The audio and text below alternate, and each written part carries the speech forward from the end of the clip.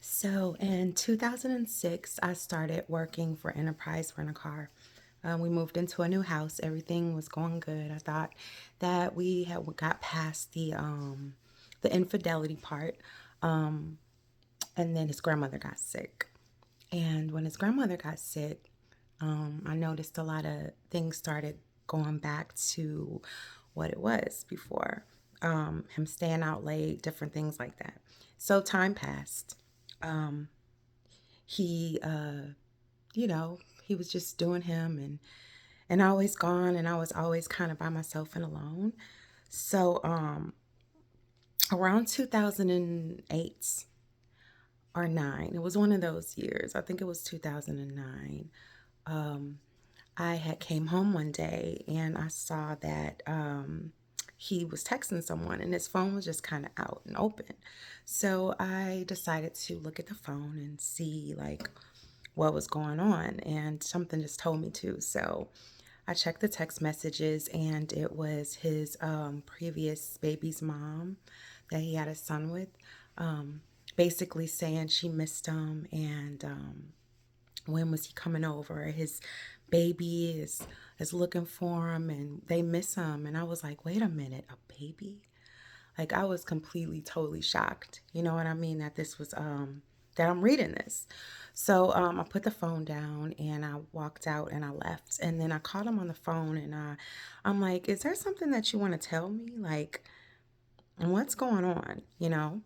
And he lied for like a good hour or two. We were on the phone, and then eventually he told me the truth, and he's like, yeah, I have a child.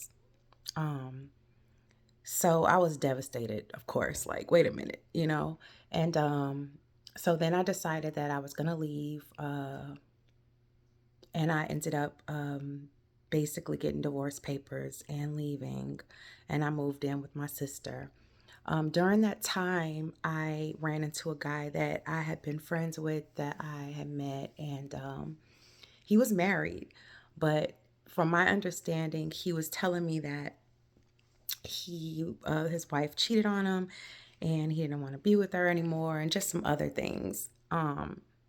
And so I believed him because I'm like, okay, well, I just went through that, so clearly he's probably going through it too. I kind of felt bad. I kind of, it was kind of like, a bonding thing, a dysfunctional way anyways. And so I ended up hanging out with them, and one thing led to another, and then we ended up, seeing what was going to happen. But at the time, I wasn't really trying to get into anything because I was still married, and I was in the process of trying to figure out, about getting divorced and what was going to happen. So anyway, during that time, I guess his wife ended up finding out about me and him hanging out and talking. And at the time when she called me, like we were just friends, like it wasn't anything happening at the moment. I'm like, shoot, thinking like you need to go back to, you need to be with your wife, you need to go whatever. Anyway, he moves completely out of the house.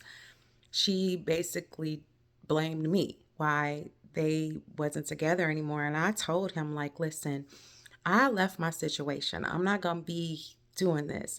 So don't leave anybody for me. Don't do that. You know what I'm saying? Because I wouldn't have wanted anybody to do that to me. And he was like, no, it's nothing like that. I want to be with you and stuff like that.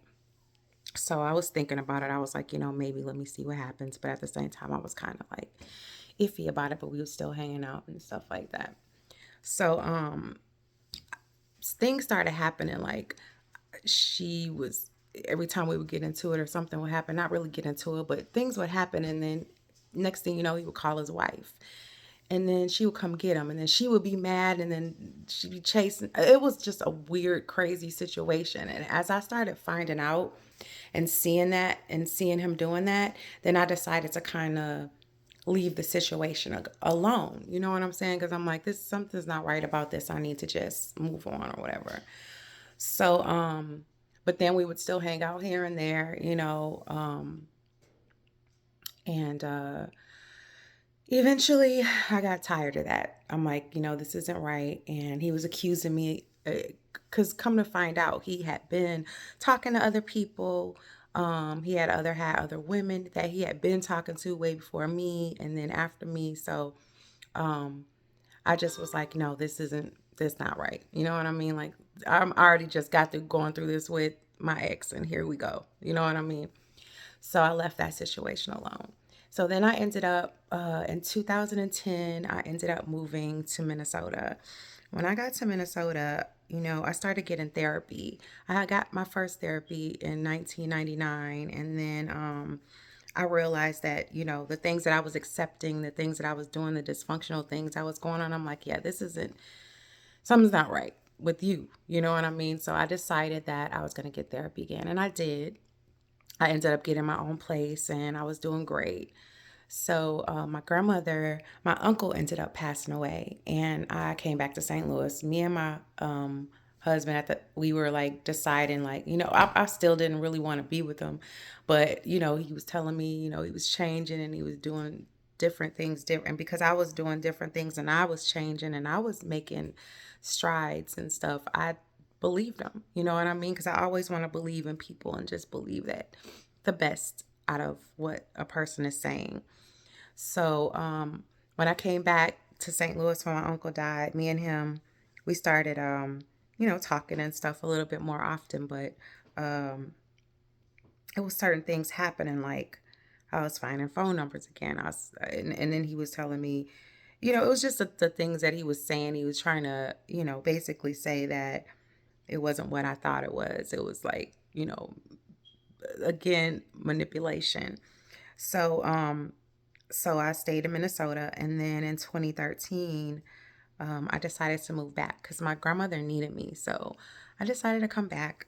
And during the time that I was gone, he would go by my grandmother's house and check on her and different things like that. So I was really appreciative about that. So it made me think, okay, yeah, well, maybe he is changing. He's trying a little bit harder, and um, he's not going to fumble my heart this time. I had built myself back up again because every single time there was a situation and I was catching him doing things, I would go into this depression, then I would have to build myself back up again. And then here he comes again. And then I go back into a depression again. So this time I was like, I need to stick to making sure that I'm taking care of myself and self-care and different things like that. So I came back in 2013. I got my own place. I still wasn't sure what was going to happen between me and him. So I got my own place, and he was staying with his brother and his mom. And then eventually, um, I don't know exactly what happened. I think we ended up talking, and he was like, he's sorry. He's not going to do it again. And I'm like, okay, maybe this time is the third time's charm, right? Like, or not third time, that was actually the second time. I'm like, maybe this time he'll do it differently. So we ended up getting back together and everything was fine for a while. Like a couple years went by, and then eventually I found another text message from some girl, and she was telling him she loved him, and they were sending each other like emojis and different things like that. And then he swore up and down it was nothing. They were just friends. And she was just saying that because she liked them and they were cool and some other things. And again, these are all things that I know doesn't make sense and doesn't sound right. But because I couldn't prove it. And I would call the women. I would be like, what's going on? And every single time they would all be like, talk to your husband, or just different weird stuff like that. So I'm thinking to myself, what kind of hold does he have on these women, like for them to be okay with this behavior, and what am I doing? So then he apologized. He was like, that's not going to happen again. And I figured that, I didn't hear anything, see anything for a while. So in 2014, one of my brothers was sick. Uh, one of my brothers was sick, and he ended up passing away from pancreatic cancer. And then yeah, he died from pancreatic cancer. And then another one of my brothers ended up dying in the same week that he died, and of a heart attack in Columbia, Missouri. So it was just like one death after another, one thing after another. Um, So I was really in not in a good place anyways. So I feel like he took advantage of the fact that I wasn't, and I was so concentrating on my brother and my family and different things that was happening. So um during those times I was just kind of like focused on that. So I never really knew a lot of things that was going on. And I'm one of those type of people. I try to be as trusting as I can. If I'm forgiving you, I want to forgive you and let's just move on. You know what I mean?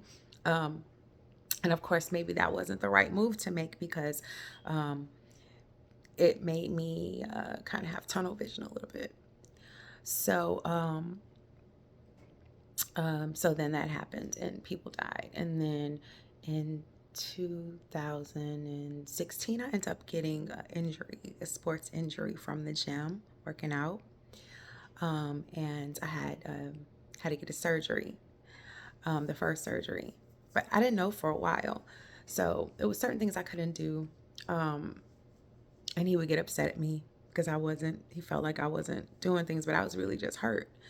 So then I ended up finding out that I had a herniated disc and I had my first surgery in 2017. Then in 2018, I had the second surgery. During the time that I was recovering, um, he would be gone. I'm thinking he's at work. Of course, I'm trusting him, right? I'm trying to trust him. And so I'm not questioning anything, I'm just trying to, but then certain things started happening.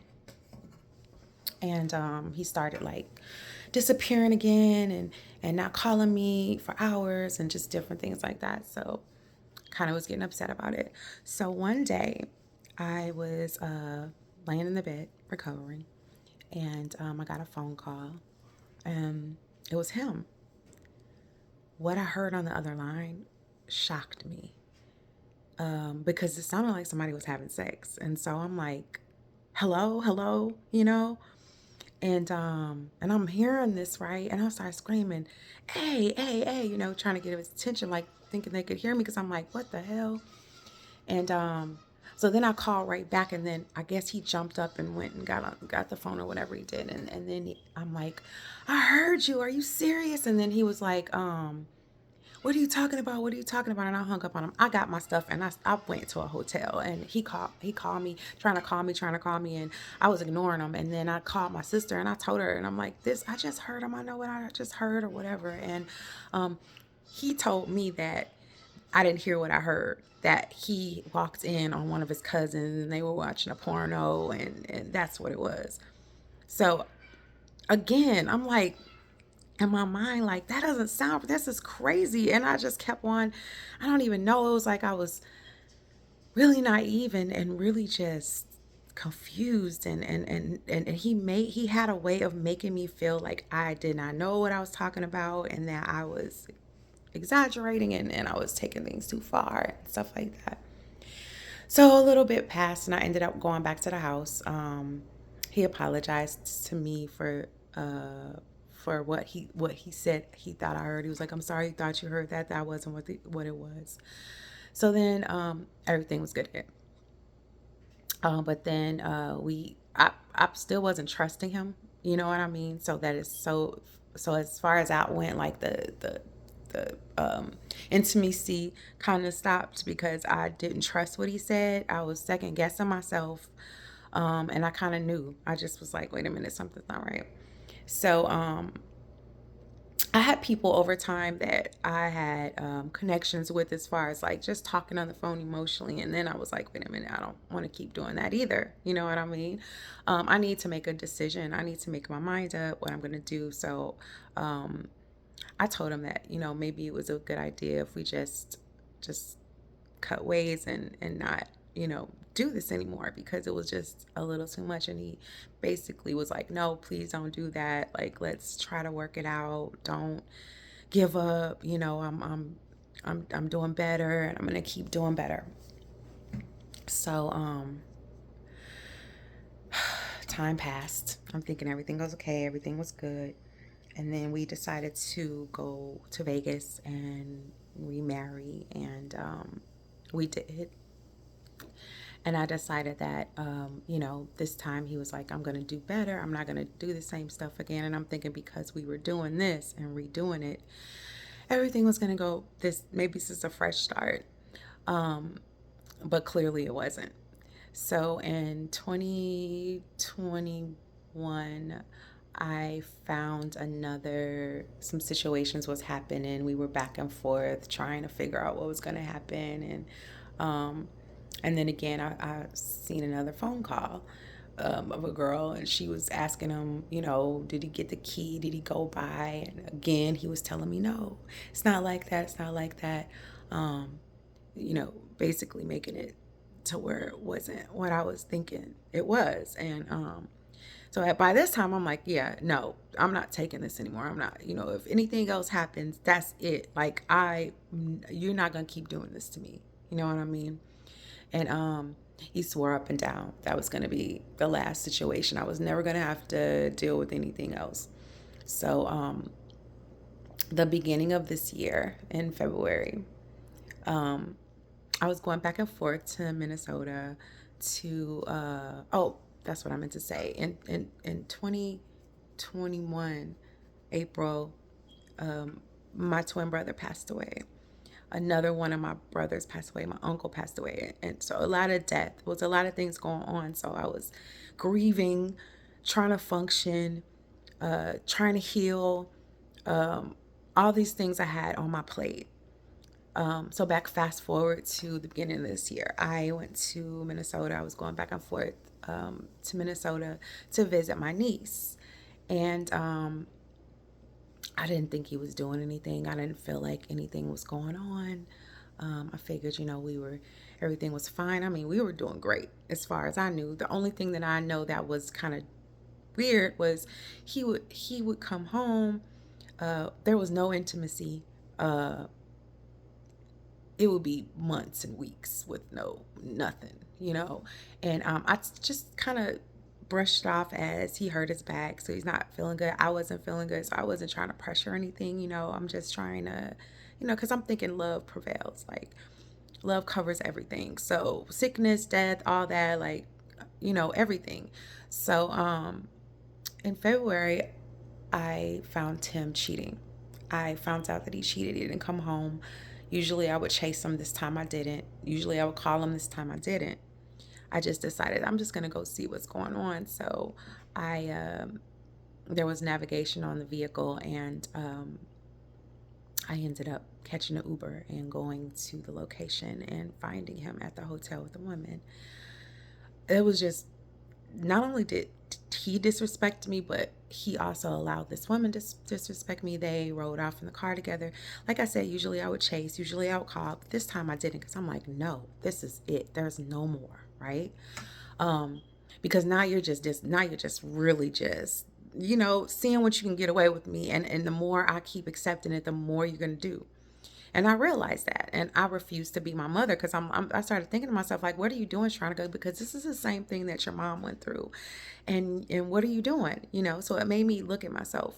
So I went home and I packed my stuff, and I left, and I moved with my niece, and that was the beginning of the separation. I We filled out divorce papers, um, and I definitely know that I am gonna go through with the divorce, because I know that it's not a good situation. The patterns continue to keep happening. The things continue to keep happening, and I kept accepting the things, and the more I, accepted and forgave, the more he did. So, I made this video, and I did this because during the time that I was got away from him, and I was living with my niece, and he, I was getting stronger. I was getting stronger. I was building myself back up. I started, really just digging deep, and looking inside and finding out what was going on. And I really had to straight up heal my inner child, because I realized that the abandonment issues, the the abuse, the just everything that I was accepting, it all stemmed from my childhood. So I decided that I was going to put my efforts into focusing on my business that I was creating, and also um, being an example to the other people around me, because I know that there's a lot of people in dysfunctional relationships. They're staying with people for history, and they're miserable. They feel like if they start over again, how's this going to happen? I'm going to leave this person broken. You start concerning yourself with the other person instead of concerning yourself with yourself. And so that's what I realized I was doing. Like, I was so focused on him that I wasn't focused on me, and I was focused on how he felt and how he was going to take the breakup and stuff like that, and how is he going to handle everything, and different things like that. But I decided that I wasn't going to not going to concern myself with that. I just have to get myself together and love myself. So I started doing the inner work, and getting back into the things that I knew was helpful to me, and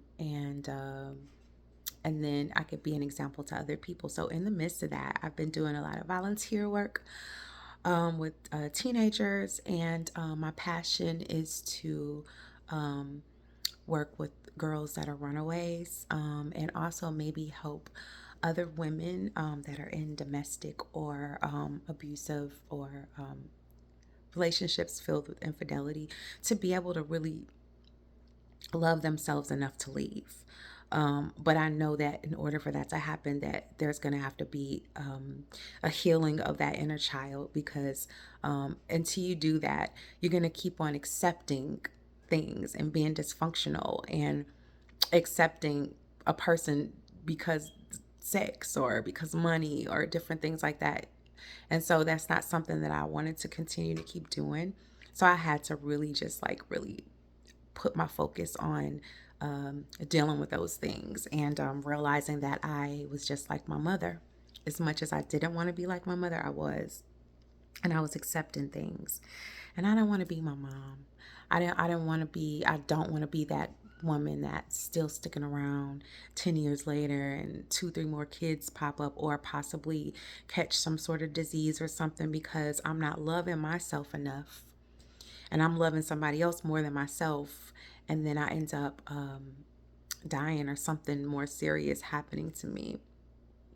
So I decided to focus on that, and then also continue to keep volunteering and helping other people, because that keeps my mind focused on something. And then I've been going to different groups and support, BHR, different places, meeting different people. I started realizing that I was unlike everybody else. Like, I got back out here in this world, and it's crazy because everybody's just on everything, and I'm old school, so I still have old school values. So I want to just be with one person. I don't want to be dating around, sleeping around. That's not going to be something that I'm going to do. And then also I decided to do things differently this time by not focusing on anything else but that, you know what I mean? And so I'm going to do a podcast.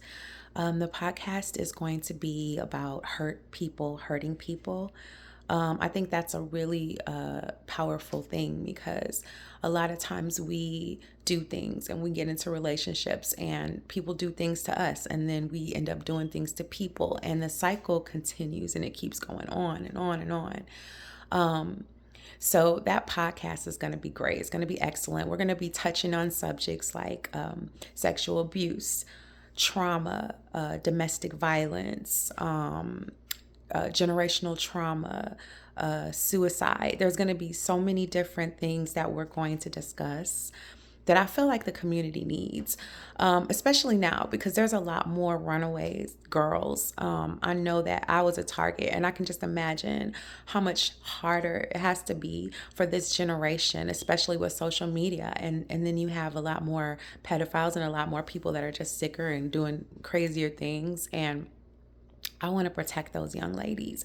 I want them to have a safe space to be able to come if they need to, talk if they need to. So that's something that I'm working on. But in the meantime, I do want to have a safe place for the community to be able to come. and get involved in these conversations and to see how we can break these generational traumas, so that things can get better. Because at this point, it's not good.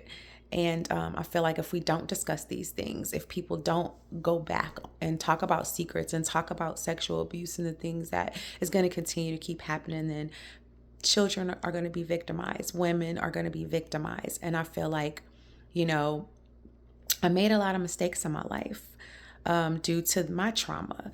And so it brought me to a place where I want to talk about it, and I want to apologize to anybody that I hurt when I was younger, when I wasn't in my right mind, when I was in a hurt place, in an insecure place. Um, I was not doing right by people. I wasn't doing right by me. And so I do want to apologize to my friends or anybody that I hurt when I was younger, anybody that I hurt by lying about my age and manipulating and taking advantage of situations because I was in survival mode. Um, and to just myself as well, because I was allowing things and I was hurting myself, and I had to forgive myself for that, and put away that shame and that guilt, because that was a long time ago and I'm not in that place anymore. So there's people that will try to hold you to your past. But I always tell people that I'm not my past. My past is a desert. I don't live there anymore. So if that's where you want to stay, that's a different situation. You know, people that know me now, they know the smiley, happy Sharonica that is in a better place, that is loving herself, that is still open to love, because I know that there are faithful people out there. And I had to realize after 24 years, if things don't get better after 24 years and it continues to keep repeating itself, what am I doing? So I don't have to continue to keep on thinking that things are going to get better if they're not. And I'm not saying that, my husband's not going to change, because I do believe in change. I changed. People change, people see things and they do things. But I know that it's going to be a long road for him, and he's going to have to do some hard work on himself if he wants to be a better person, to have a successful relationship in the future. But anyway, I will be doing my podcast very, very soon. If you like these videos, I hope that you subscribe to the channel. I will be posting the podcast on this channel. I think that it'll be very helpful to the community and other people. I know that there's women and kids that feel outcasted and embarrassed by their behavior, and they don't understand it. And I want people to be able to understand why they do the things that they do, so that they can make the changes that they need to make, so that they can be better people. So never let anybody, if you have made changes in your life, hold you to your past. Also, make sure that you're not sticking to a situation that is dysfunctional just because of history or because of codependency. And I'm really thankful that you guys join me and that you listen to my story. And I hope that it helps someone in the future. Thank you so much for listening, and I will check you next time. Thank you.